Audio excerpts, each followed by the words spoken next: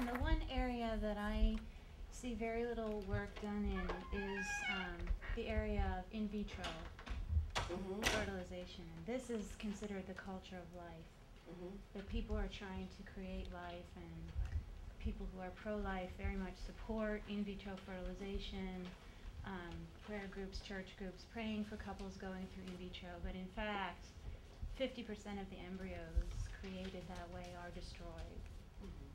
So that's an area that I don't see much discussion about, in addition to some of the topics you listed, where I don't understand, a culture of life that's very much supported by pro-lifers is actually creating embryos for the purpose of creating life, but then 50% don't survive. So I wondered if you could say a little bit about that. Well, of course, whenever you refer to any movement, you are going to be having a wide variety of views. I think to be pro-life, you'd have to say that you are against destroying the embryos, period.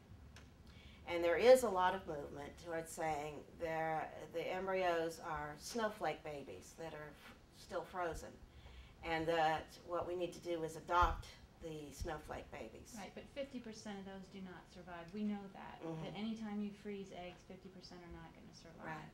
So, and there will be a lot of people who will oppose in vitro accordingly. So, and the whole area of reproductive technologies, in some cases you are getting into the sexual ethics area. And in other cases you're dealing with the life, right to life of the already conceived. And so there would have to be a difference there. In my case, I conceived a child by artificial insemination by anonymous donor. So that's clearly not something that Catholics approve of. I'm a Quaker, the Quakers didn't mind. no, but in that but in that case, there was never any danger that an embryo was dying other than normal miscarriage type of thing. But if you know that the odds are, for example, right. Before you even go into the process, that the odds are, only 50% are going to survive, and then you go ahead and you fertilize them anyway, does that not count? Is that not considered? There would be an awful lot of pro-lifers that would agree with you precisely on that. So. And if when I call on you, if you could just introduce yourself, perhaps just say where you're from. Yes, sir. My name is Harish Vishriya. I'm wondering why there is no discussion of rights of the animals in this thing. Well, I am putting together a book that'll be on violence, nonviolence, and consistency. And in that book, we will have a chapter on animal rights. Vasu Murthy particularly does a lot of work on the similarities between the applications on nonviolence. The group Consistent Life has selected 6 specific issues to put in its vision statement as being the ones that it sees as connections that we're encouraging everybody to be respectful of each other when we're working on it, and realize that we're all basically working towards the same goal. And those 6 are war, death penalty, abortion, euthanasia, poverty, and racism. Now, what immediately comes up? Somebody says, what about animal rights? Somebody says, what about gun control? What about pollution? What about, I mean, you can come up with a very long list. Actually, we originally had the arms race, and we just dropped it as being a little outdated and decided if another one comes up, it's covered under war.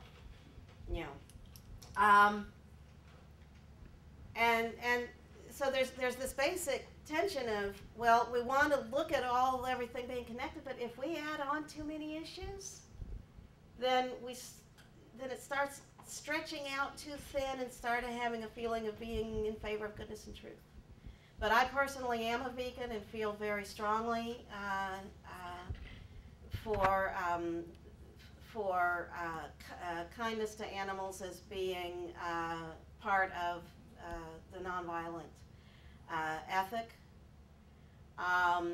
It's also true, though, that if I'm sitting down with a strongly meat-eating right-winger and I have a chance to convince him or her on the death penalty or on this specific problem with this specific war we're having now,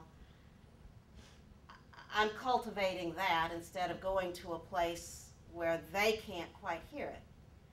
But if I'm dealing with somebody that that is, and there are a lot of animal rights activists that definitely take the pro-choice position.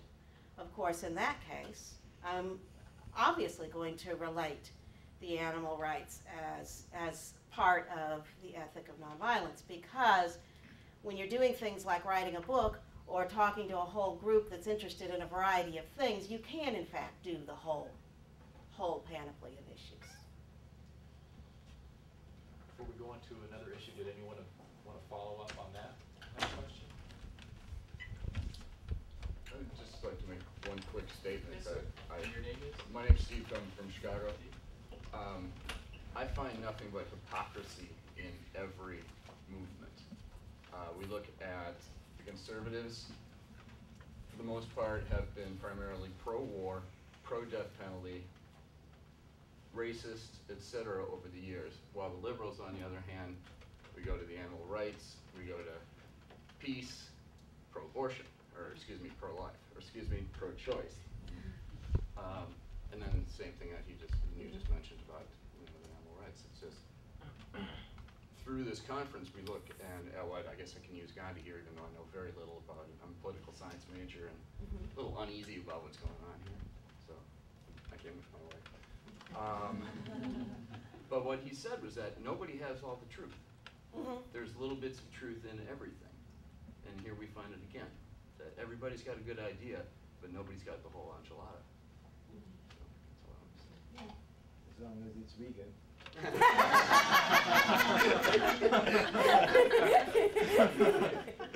By the way, I'm a liberal meat eater too, so. We'll need to work on you. Okay. Go ahead and pass these around. Just go ahead. Yes, sir. Yeah, my name is Randy Gamble. I'm right here in Memphis. And I see the duality in terms of what this gentleman just spoken of.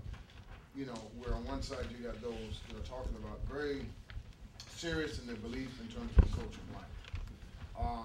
As well as those that, you know, are very, serious about the culture of peace. But to me, how do you integrate both of them to the point where, where each individual is honored and respected, regardless of what their different points of view. Where they're not at each other in terms of opposition, whatever it is, right? Where each person's humanity is being valued, even though it's different. And I think that's very hard. You talked about the peace movement, and it was interesting because I was in the military, and I was in the peace movement at the same time. And there was a duality between that. I mean, I've seen both sides. I've seen the side of someone that was in the military, but also the side of somebody in the peace movement. And I've seen how on one side, I don't want nothing to do with you. The other side, I don't want nothing to do with you. So what happens is you have this separation of humanity. You see, where people don't talk to each other. They won't even come to the same table. So I'm just asking, are there some instances or examples of people that are bridging the gap? Well, the group Consistent Life is trying to. But as you say, and I think you said it so well, the media particularly likes things to be polarized. They like shouting matches because that's dramatic, and dramatic makes better television than people sitting around having a reasonable discussion. I mean, we all know the city council had a 3-hour meeting where everybody was discussing. There was just one flare-up that lasted 10 seconds. What makes the news? You know, and so that dynamic is pushing people, and then there's also just the basic, good versus evil kind of enemy camps. The battle lines are drawn kind of mentality that is prevalent in our society. And so part of what I'm saying is that we have a need to integrate these two because everybody's going to be better off. But part of what I'm saying is also that the whole enemy lines thing is hurting us. And there will be attempts, and most of the attempts are not going to end up on the news because they don't fit the media's script. And they don't fit. I have been in a march where there was a Feminist for Life sign, and there was a camera that was watching the march, and as soon as that sign came, the camera went down. And once the sign was passed, it went back up again. And another place, we had a huge banner said, "Ban the bomb, not the baby." This was with a group that at the time was called Pro-Lifers for Survival. It later turned into Consistent Life.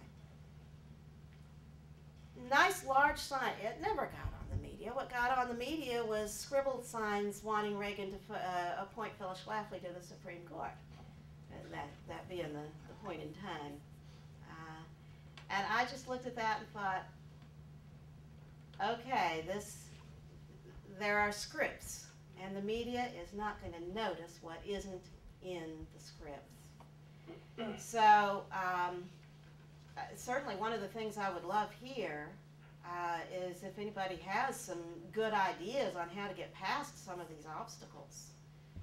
Obviously, we all know about the basic conflict transformation and the discussions, and a lot of what I was saying were things that would help in people here in individual discussions with other individuals. But we do need much more than that, and I am just all open to ideas that people could have on that.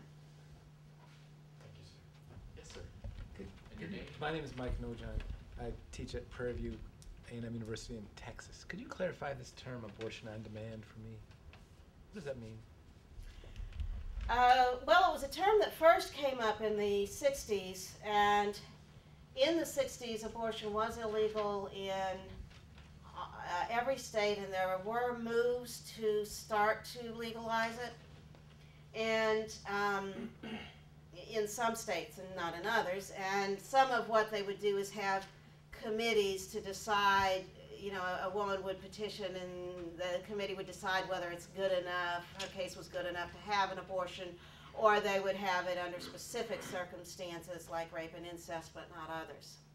The concept of abortion on demand was pushing for the idea that abortion should be available. The woman asked for it, that's it. Do you think that that's what they have? That's what the 50 states have now, or do you think that By imposition of the Supreme Court, yes. But then how do you reconcile spousal notification laws, parental consent laws? There are no spousal consent notification laws. The Supreme Court knocked those down. How about parental consent? How about waiting periods? How about the repeated attempt to get partial birth or late-term abortions banned? With those types of legislative restrictions that the court encouraged in Webster v. Reproductive, and upheld, except for spousal notification, in Planned Parenthood v. Casey, where would you say that that's chipping away at the concept of abortion on demand or not? Yeah, and everybody recognizes it. But let's also look at the terminology here. I remember I was on an airplane flight once, and the flight attendant came on and said, "We are pleased to offer our customers a smoke-free environment." And I thought, oh wow, that sounds a lot better than saying you're prohibited from smoking. Doesn't it?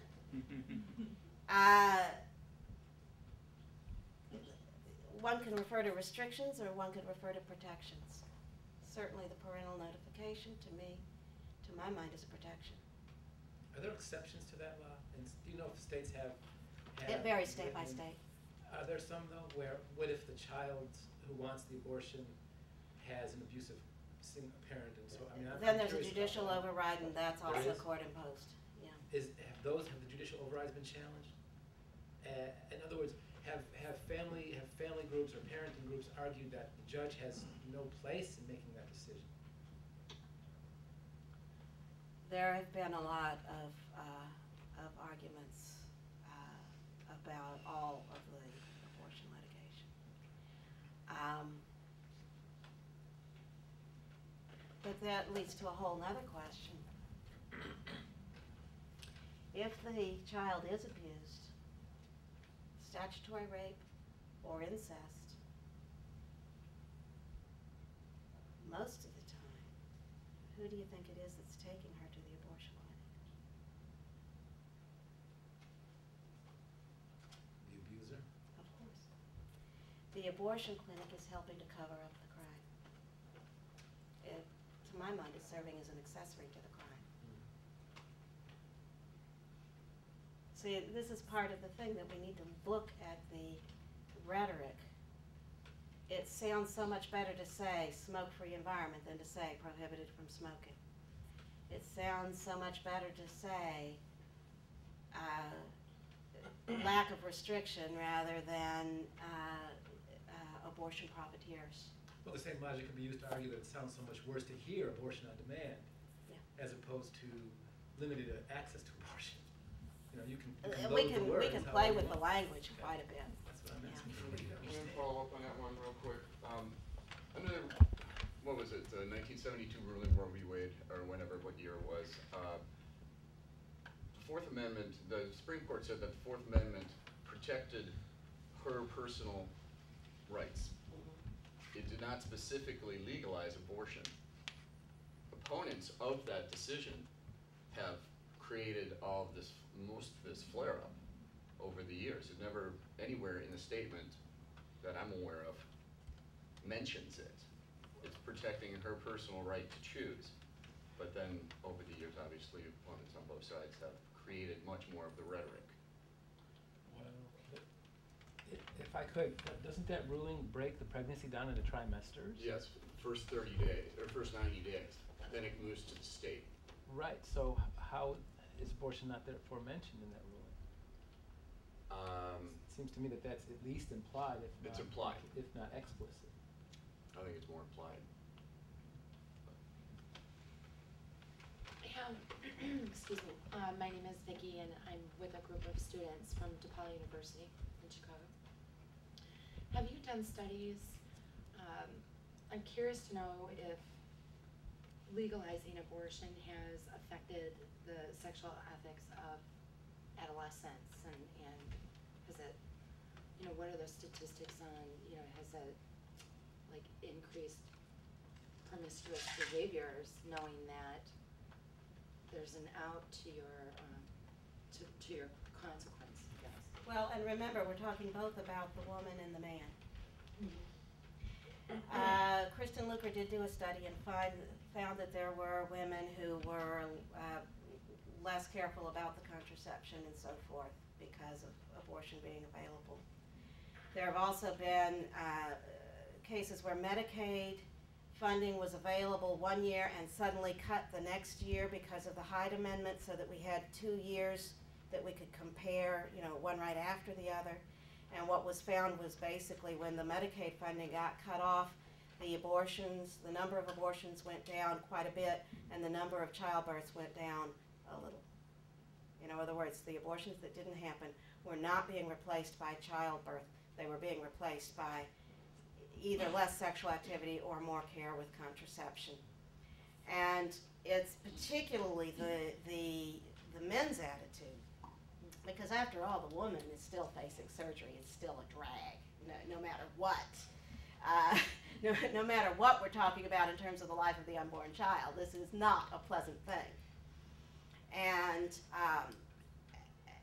so there was, for instance, the man who came by, saw a Feminists for Life table and said, well, if my girlfriend is stupid enough to get pregnant,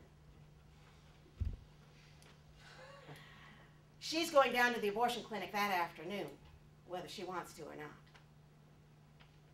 Okay. How many men are there that take that kind of attitude? Hey, why am I being stuck with child support? She's the one that decided not to have the abortion. I agreed to pay for half the abortion. I mean, having a baby is no longer something that resulted from what I did. It results from her decision not to have an abortion, in which I had no role whatsoever. So why do I have any role with the child? And therefore, the feminization of poverty increases.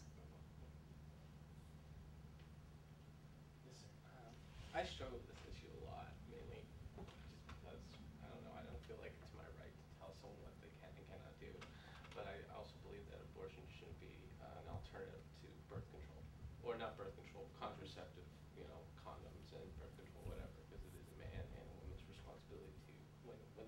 sex. If they don't want to have a baby, you need to do something to prevent that from happening. But when people talk about abstinence and all this stuff, I don't hear much about the discussion of how discussing more safe sex education might actually prevent the increase of abortions. Maybe our government has a stance on abortion only. It influences our foreign policies. It influences everything that we do. How does that affect the abortion rates and whatnot? The fact that our government has a abstinence-only program. Cut.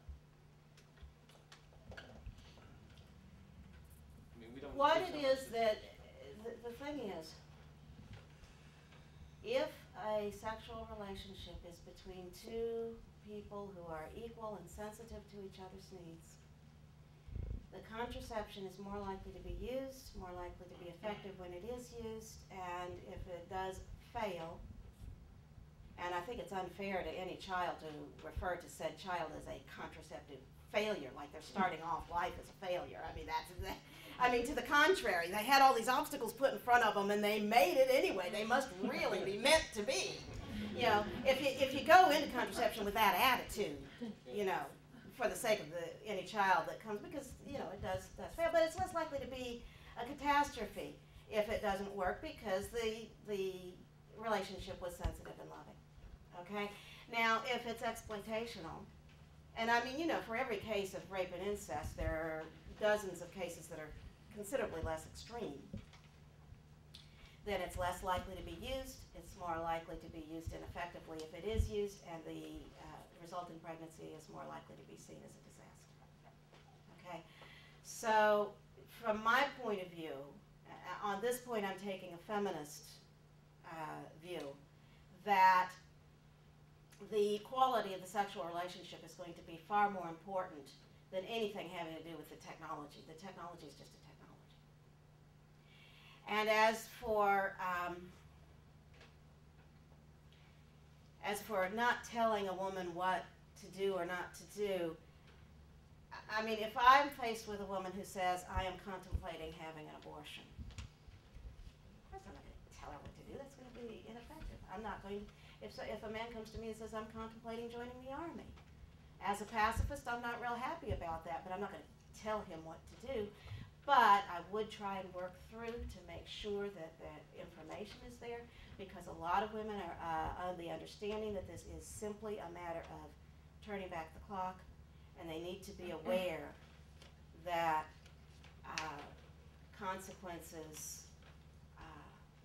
are more than the magic bullet that violence pretends to give. So I am asked about men in the pro-life movement, since women are the ones that get pregnant, and there's basically three things. One is men are the only ones that are affected by the draft. I sure don't want to be told as a woman that it's none of my business. The second is that when I see some of them are quite macho, when I see these men getting all worked up over the fate of tiny babies, it improves their character. And the third is, as I was saying, it takes two to make a baby. As like Susan B. Anthony put it, says, all the articles on the subject I've read have been from men. They seem to hold woman alone guilty and never include man in any plans for the remedy. Well, men are included in plans for the remedy here. And if you're dealing with a situation, it may not be the woman that needs any talking to at all. It may be that the man needs to have some things clarified. I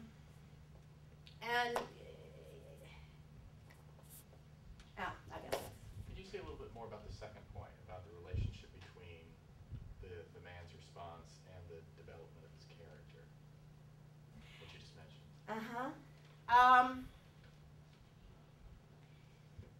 I have been in front of right-wing audiences that were clearly I mean, people would say conservative because, you know, the left is all godless and all this kind of thing. And when I say that one of the problems is that while women have been expected to take on the child-rearing role, women the men, the fathers, have been cast as the wallet and the spanking paddle of the family. And that's not really fair to the fathers either. I said, now, changing diapers is in itself not loads of fun, but there is an intimacy with the child that goes with it that's very precious and that men have been being deprived of. And I'm telling you, there are stars in the eyes of the men in the room. They're like, yeah, we have the right to that. We have the right to not just be the spanking paddle. We'll wait till your father gets home. We want more than discipline. You know, we want that we see that the mothers have that. We get that too. Thank you very much. Yes, sir. Your name? I want Randy Alexander from Memphis. You're talking about the culture of life and using that as a tool to explain the messages. I mean, you were talking about the slippery slope ideal, and if it's okay for, you know, to euthanize one group. I mean, that's part of the not dead yet message. And it's also part of what we're looking at is how to express the state of Tennessee institutionalizing people instead of providing community services. Yeah, exactly. So how can we, I mean, I'm asking, where do I get more of this idea of culture of life so I can learn more, so I can explain more? I mean, where can I get more of that so I can increase my message and help with the message we're trying to get out? Well, of course, Not Dead Yet is an excellent group. Yeah. And I did pass out the flyer that has several web pages. That actually was a handout for a conference I did last week. But that's why the other stuff is on the other side. But you'll see Consistent Life, Feminists for Life. Feminism and Nonviolence Studies Association has quite a bit of in-depth material because it's a scholarly journal. Democrats for Life and the Pro-Life Alliance of Gays and Lesbians. And actually, I should have put Not Dead Yet on that list. I think when I do the next set, I will put that on. And that's a good set of web pages, and of course they have books as well, and ways of, if there are local groups, you can get that also through the web page. Yes, sir. Back. Your I'm name? Michael Heinrich. I work with Randy in the city here, and one of the thoughts that's occurred to me, I came particularly to seek out some of the issues that Randy has with regard to people being forced into nursing homes in Tennessee. And one really common factor that I've noticed is the discussion, it was alluded to, that, you know, when you were talking about the nature of the sexual relationship, like a lot of times it seems that you've got the fact a woman is pregnant, then what happens? But, and we see the hypocrisy of perhaps groups that sees that and take a stance when it's the factors that lead up to that, the environment that leads up to that, that's perhaps could have changed the outcome. Either not have a pregnancy or have a pregnancy in a way that's accepted or wanted. And I see the same thing for people that are in our community that get forced into nursing homes.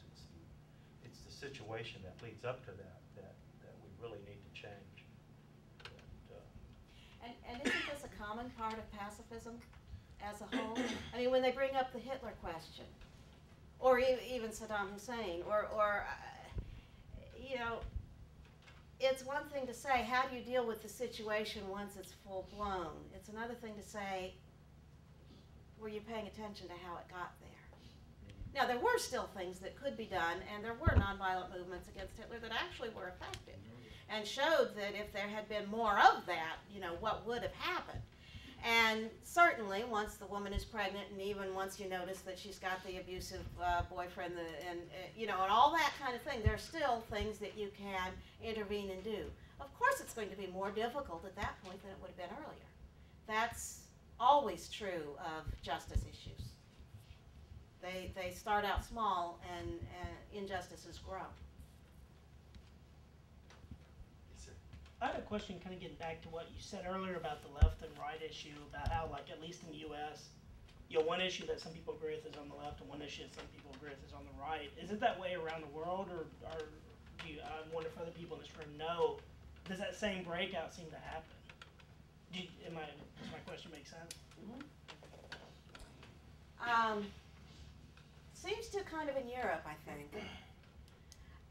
But in other parts of the world, you can certainly find, a lot of Islamic feminists are pro-life. And the Nobel Prize winner last year, Malala Yousafzai,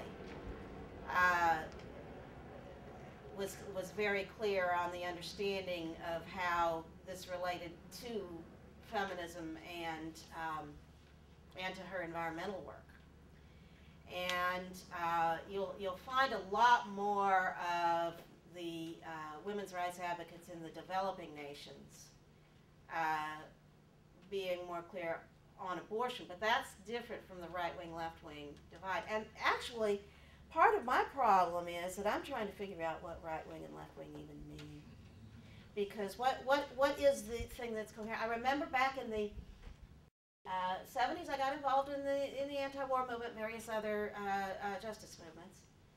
In the 80s, I was told, under Reagan, right-wingers are the people who want there to be less government. And I'm like, okay, let's see, I oppose the war. I think prisons are poorly done. They're practically factories for crime. The FBI and the CIA are out of control. I'm opposing the death penalty. Okay, so am I right-wing then? Didn't quite seem to work out that way.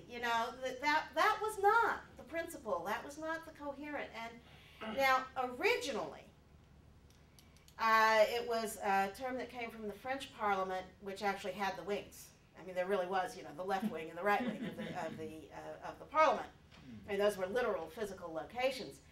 And basically, the right-wingers were the people who divided the human race into nations and races and thought this was a good thing and thought that theirs was the best. And left-wingers were the people who thought the human race was divided into economic classes and thought this was a bad thing and should be dissolved. Okay. Now, both of those are still kind of narrow for a wide range of issues, but of course under that original, then both pro-lifers and pro-choicers are left-wing. And to go right-wing, you have to go to the people like the Ku Klux Klan that think it's okay for black children to be aborted, but not white children. They don't say that in public very often anymore. Except for Bill Bennett. Well, yeah. You will find people like that, won't you? I just want to comment on his listening for what you just said, is because what I find is that the issues, I find that a lot of people from being in the peace movement, wherever it is, right, in terms of war and abortion and capital punishment, but I find that an inconsistency when it comes to dealing with the reality of racism. It's like we're for this, right, but I'm not going to touch that area, because I believe that area, that one area, I mean, of course, to call it, racism or whatever it is, the original sin in America, has implications on values of all these other areas. It plays a major part in what has happened and how human beings have valued each other based on this ideology used with power to reinforce its belief that people are less than each other. And I think that it has shaped so many structures and institutions in America that it's hard to really see clear about what's really going on. And while we have so many of these issues that we see today, because there's a tremendous ideology, belief that goes back many years that has created this economy to the point where human beings have been separated from each other in many ways. And now you're talking, okay, now you go live with each other now. Well, they don't know each other.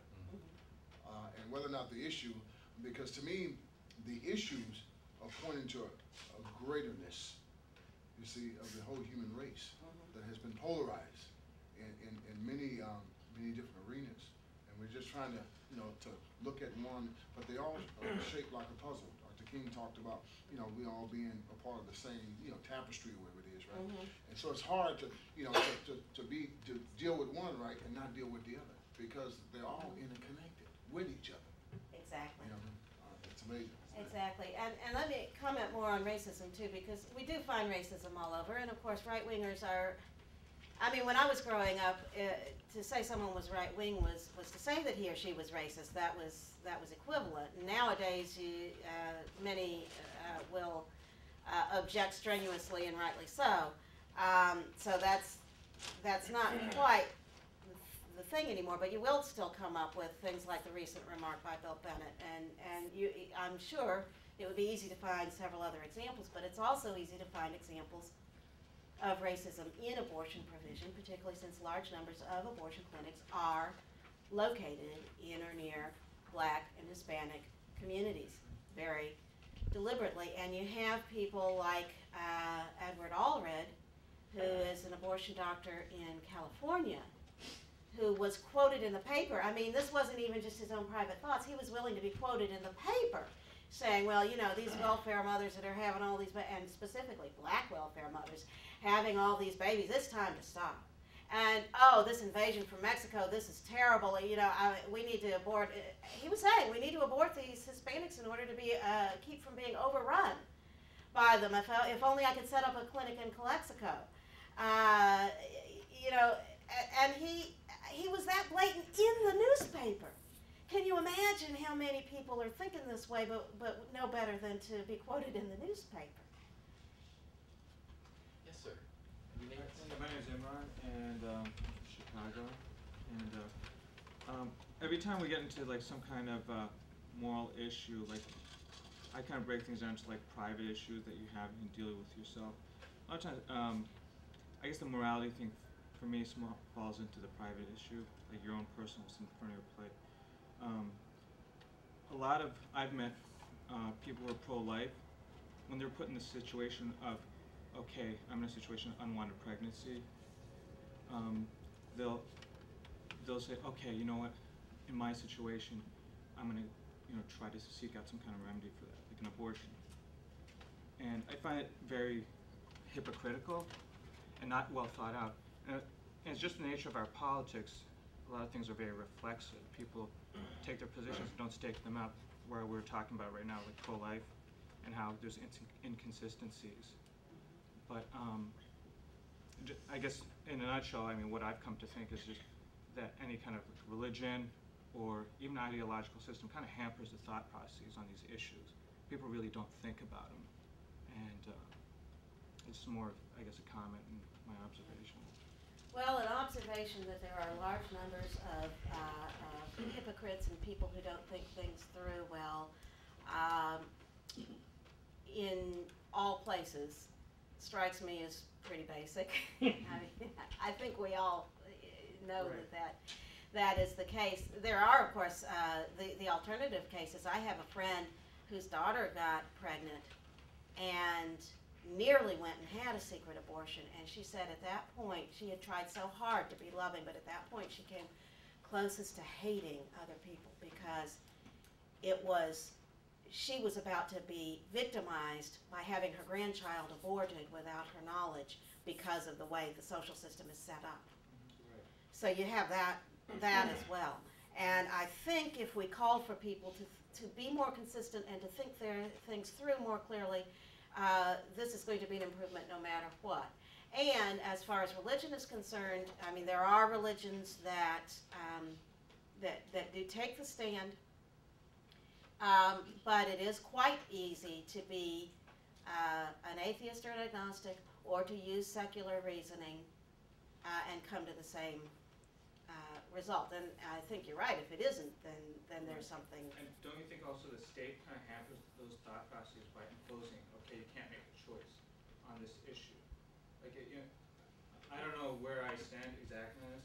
The 'cause state I'm not- already, Hmm? I'm sorry, but the state already prohibits women from beating their children. From beating? Yeah. The state Oh, yeah, prohibits sure. mothers I mean, yeah. from beating their children. And the basic idea is that if we have human equality, unborn children should be treated as well as born children. What you cannot do to the born children, you shouldn't do to the unborn. Now, there is one statement, equal rights for unborn women, and I always thought, well, no, that's not quite right, because of course, little girls, 3-year-old girls aren't allowed to vote. We're not pushing for the vote for 3-year-old girls. It's still true that as long as the child is a minor, the adults get to decide things like medical care. There are surgical techniques that can be used in utero. Well, you know darn well the child chooses not to have the scalpel going after her, just as a 3-year-old child would, and doesn't want this needle in their arm. The children aren't given the choice because they're children. And we need to make choices for the children as protection. But to say mothers and fathers are expected to protect their children from the time they're conceived up until they reach the age of majority is simply a matter of human equality. We're not saying we're taking away your choice to beat your 3-year-old child. I've yet to hear anybody say, well, it's her house, it's her child. Why are you, it's her property rights. Why are you telling her she can't beat her 3-year-old child? And see, part of that also is that I don't think we would be doing women any favor if we said, okay, you can go ahead and beat your 3-year-old child. Much as it's tempting, at times, that the fact that there is a law against it, and more importantly, a social expectation against it, is not only protective of the child, it's also protective of the mother. So, I mean, do you think this stage show is the harbinger of these kind of more social, moral evolution? And should we really depend on the state to do that? If we could get rid of abortion without it being ever made illegal, I would certainly be happier than if it were made illegal and happened all the time. And if you want to make an anarchist case that regular murder of one adult to another shouldn't be illegal because the state is just messing things up and making things worse. Like I said before, I think prisons are factories for crime and making things worse. I think a definite case can be made that government is not doing well at stopping crime in general. And a case can also be made that it's far more important to provide services to pregnant women, and it's far more important to provide education about pregnancy prevention and healthy sexual relationships, and it's far more important to see to child support enforcement, and it's far more important to, fine, then I would say those people who are actually doing those things can make a case that they are taking pro-life action. Thank you very much. We're about out of time here, but I